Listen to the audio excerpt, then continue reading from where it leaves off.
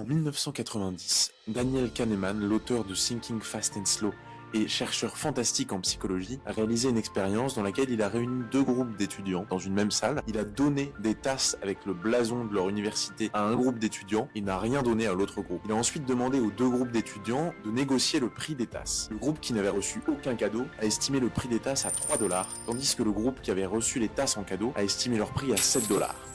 Cette expérience, elle met en lumière le fait que nous accordons beaucoup plus de valeur à quelque chose que nous possédons déjà. Ça, en tant que vendeur, vous pouvez l'utiliser en mettant à disposition une version gratuite de votre produit. Les logiciels font ça très bien, mais en tant que vendeur, le plus simple, c'est de projeter vos clients dans une situation dans laquelle ils vous ont fait confiance, ils ont adopté votre produit ou service, et de ce fait, ils vont accorder plus de valeur à ce dernier puisqu'ils se seront déjà projetés.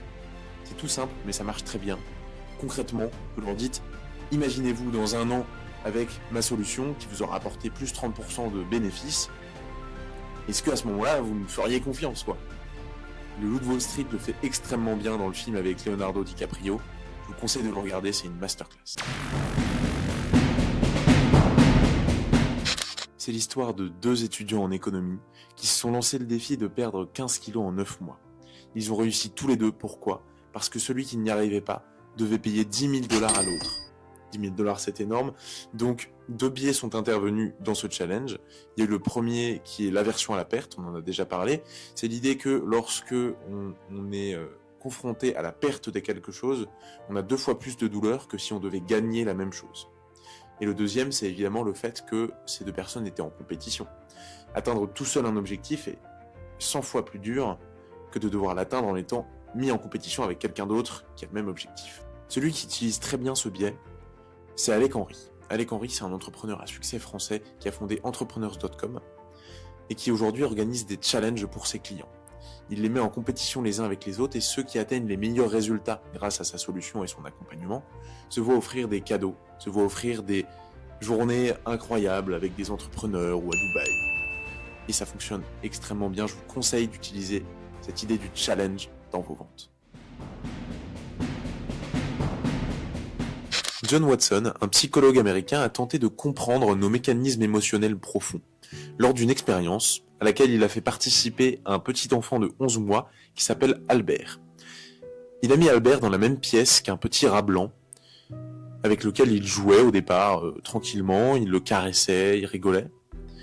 Et au bout d'un moment, John Watson a commencé à émettre un bruit complètement assourdissant dès qu'Albert touchait le petit rat. Ce qui a provoqué une peur panique du rat chez Albert. Et dès qu'on lui a présenté un lapin ou même un manteau de fourrure, il avait la même peur panique qui s'emparait de lui. Ce que ça nous apprend, c'est que tout simplement des émotions peuvent être associées à des éléments de notre quotidien. C'est la même expérience que vous retrouverez chez Pavlov lorsqu'il faisait saliver des chiens dès qu'une clochette tintait.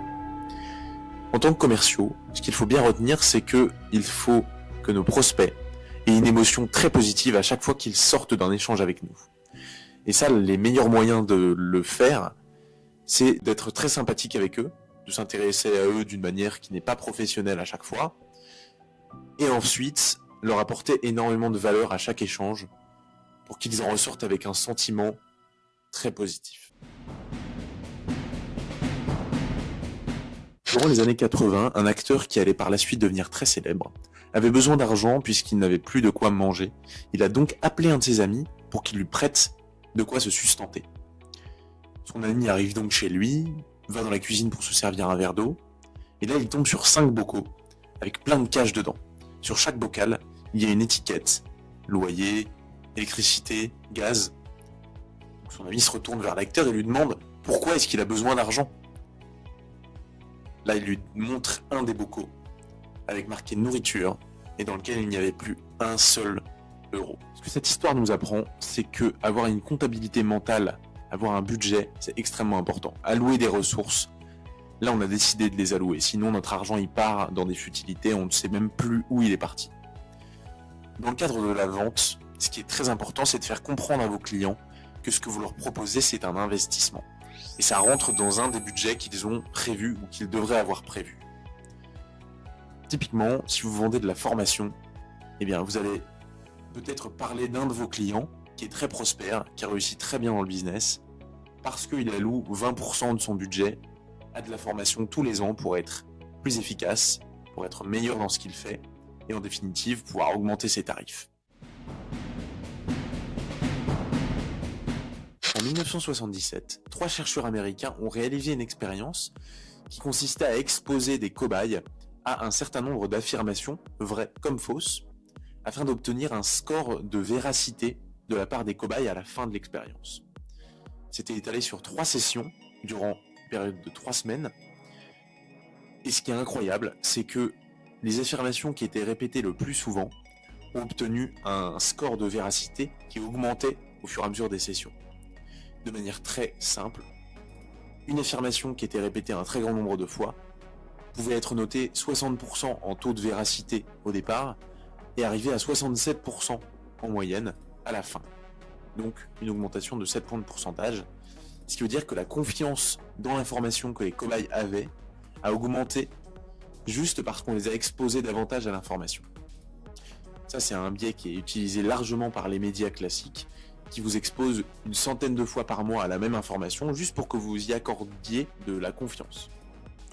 Et en tant que commercial, vous pouvez utiliser tout simplement cette technique en répétant un grand nombre de fois pourquoi l'offre que vous avez correspond aux besoins de votre client et les bénéfices qu'il va en tirer. Plus vous allez lui dire ce qu'il va tirer de votre offre, plus il va vous croire. C'est aussi simple que ça.